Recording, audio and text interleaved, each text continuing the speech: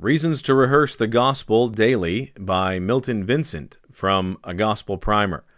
Number 29, The Ultimate Prize. In the New Testament, the Gospel is several times referred to as the Gospel of God. Such an expression should be understood in the fullest sense possible.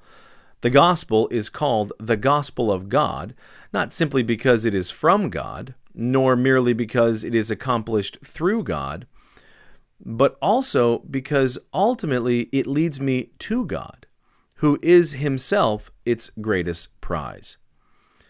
Indeed, what makes the gospel such great news is God, who brings me to himself and then gives himself so freely to me through Jesus Christ.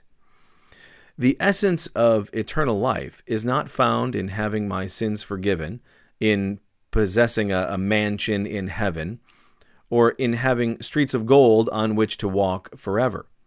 Rather, the essence of eternal life is intimately knowing God and Jesus Christ, whom he has sent.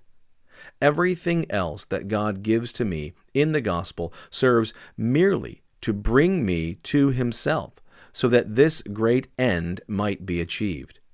Christ died for the forgiveness of my sins so that I might be brought to God. Christ is preparing a place for me in heaven so that he might receive me to himself and have me forever with him where he is. And yes, there is a great street of gold in heaven, but is there any doubt where the street leads?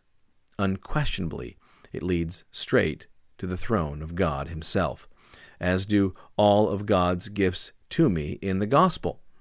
As I meditate on the gospel each day, I find my thoughts inevitably traveling from the gifts I've received to the giver of those gifts.